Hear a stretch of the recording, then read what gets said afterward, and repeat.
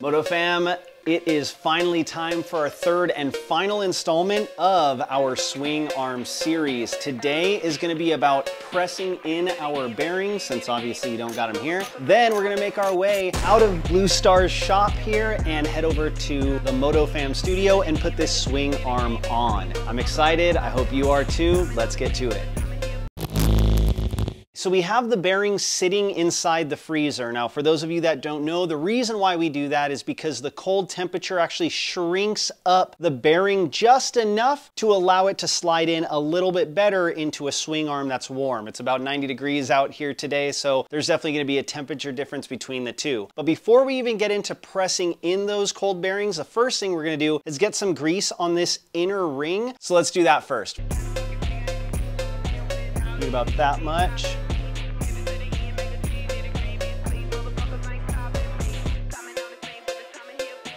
I'm gonna tap out and tap my boy Watt back in.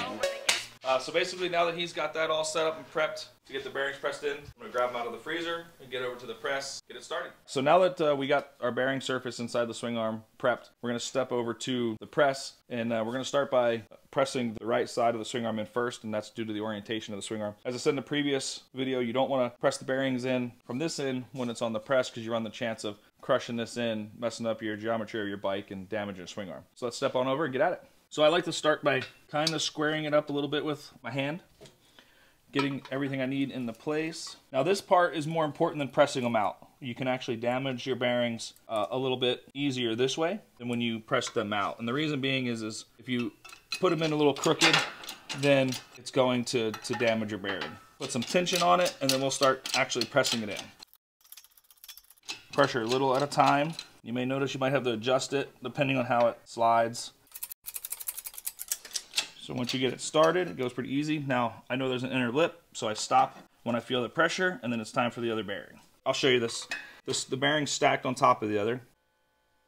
When you have two metal components and grease, everything will tend to slide out of alignment pretty easily. You want to be more careful on the second bearing pressing in, because you're more likely to twist or bend the race of the bearing this way. So you just want to take your time. You might have to adjust it a couple of times, but you absolutely want to make sure you get it square to the bearing.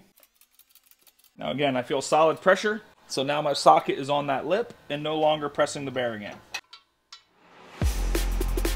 So that's one side done. Just remember, you're gonna do the other side the exact same way. Take your time, reset multiple times if you need to. You wanna ensure that you don't damage your swing arm or your bearings. So we got the bearings pressed in. We are ready to make our way over to MotoFam Studios, and we're gonna get the rest of the collars put back in and then the swing arm back on. We're back at MotoFam Studios, and now we are gonna go ahead and finish up our bearings on the swing arm here. But before we get into that, I wanna talk about our video sponsor for today, AOMC. They have been providing our Pivot Works bearings kit. We are super excited to be partnering with them. If you have not checked them out for parts and accessories, you should do so right here. All right, so the next thing we're gonna do is pack a good thick layer of grease inside of that bearing area. What we're gonna be using is Maxima grease. This is how you're gonna do it.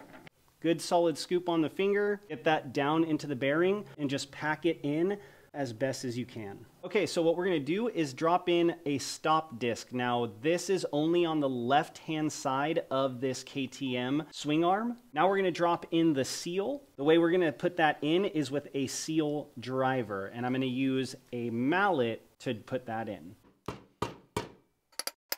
Okay, just do the same thing on the inside as well.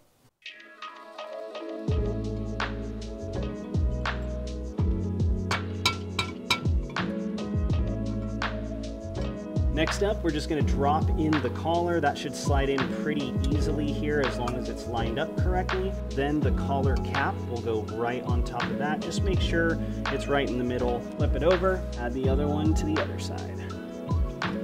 Boom, one side done. Now on the right-hand side, there's not gonna be any stop discs, but everything else is exactly the same. So now we're gonna start adding the accessories back onto the swing arm. Now, before we get into this, I wanna just address one thing. There are a lot of things that you can skip when putting a dirt bike back together. One thing that we do not skip on is torque specs, especially when it comes to things that are attached to your suspension. You wanna make sure that everything is set the right way, just like the factory sent it to you. So we're gonna start with this chain slider. The torque specs on this are 7.4 foot-pounds.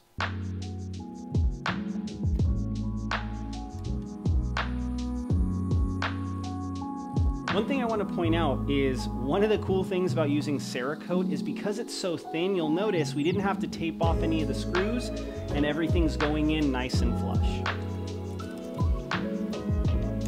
Just like that. With the brake line guide, we didn't find any torque specs on that, so we're just going to do it till we feel it's snug. Now again, if you can find the torque specs, make sure you do them. We just couldn't find them anywhere. So we've made our way over to the bike. We are going to attach the swing arm, but before we do, I just want to show you that this is all real life. You'll notice here that on the inside of the swing arm, I totally missed that with the Cerakote. It's just a learning experience and the outside looks awesome, and I don't really think anybody's going to see this, so I'm not going to worry about it. Now we're going to attach the swing arm like I said, and when it comes to the swing arm pivot bolt, what we're going to do is we're going to grease this thing up. But you don't need to grease it like crazy because when you do slide it through, a lot of it's going to get peeled back, but it's still good to have a little bit of grease on there. Grease, please. Just something like this. You'll see it's not crazy a lot. So the pivot bolt comes in from the right-hand side. We're going to slide it in nice and smooth. Line up.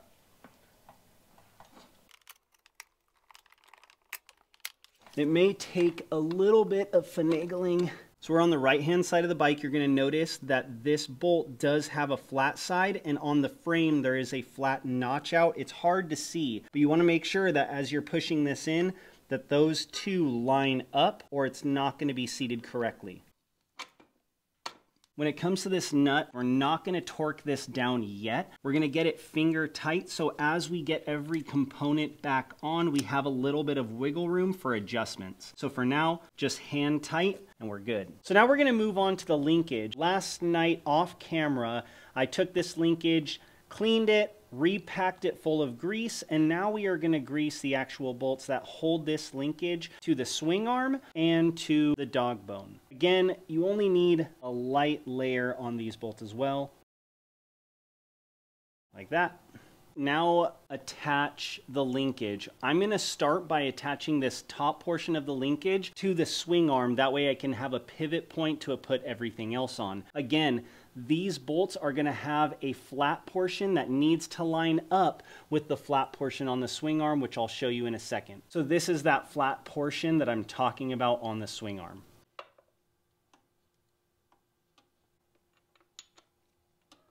So once again, with the nut, we're just going to put it on smooth and then torque it down later. Next up, we are going to attach the dog bone to the portion towards the back. Now this one's going to link up once we're done with the actual rear shock, so make sure that you don't get those mixed up. This is the shock bolt, and this goes in from the right side of the bike.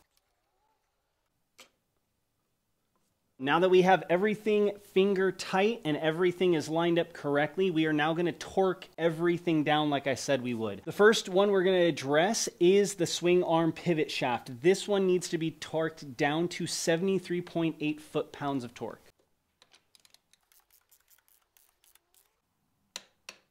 Now we're transitioning to the other side of the bike where we're going to tighten down the dog bone and the pivot from the swing arm linkage. These need to be tightened and torqued down to 44.3.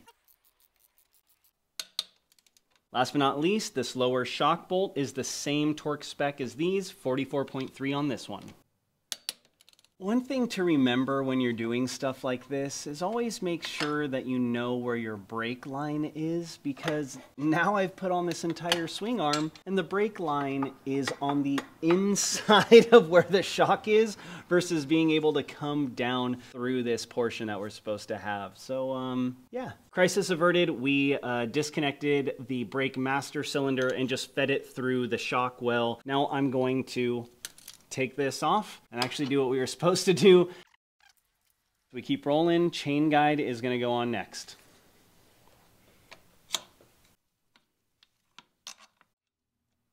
You're going to torque these down to 7.4. Now we're going to move on to the chain adjuster bolts. Now before we slide these in, I'm going to put a really light coating of grease on here. And the main reason why is because this swing arm is aluminum and these are steel and they want to bind together. So by putting in a small amount of grease, it just stops that from happening and it makes future chain adjustments that much easier. Just so close to the very end. We are about to put the wheel on, but again, we have to grease up this rear axle before we get this thing slid on, then we'll go to the chain. So with your rear axle, about a medium amount of grease before you slide it through.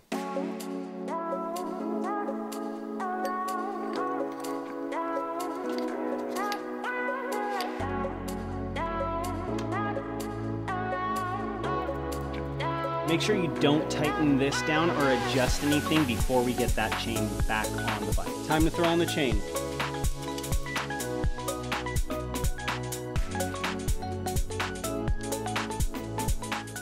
Couple notes. Once you get this in and the plate on top, like so, you want to make sure that the safety clip is pointed with the rounded side forward to the bike. So not with the open side forward, but the curved side.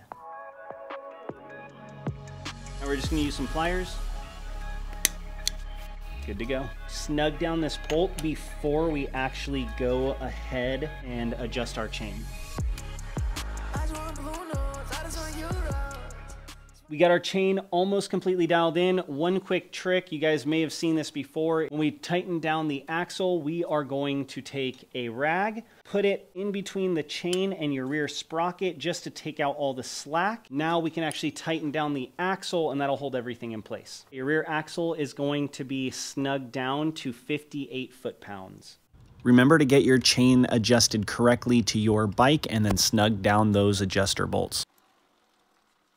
Okay, so we're going to put on the mud flap. We're going to tighten these two down. They are size 6s.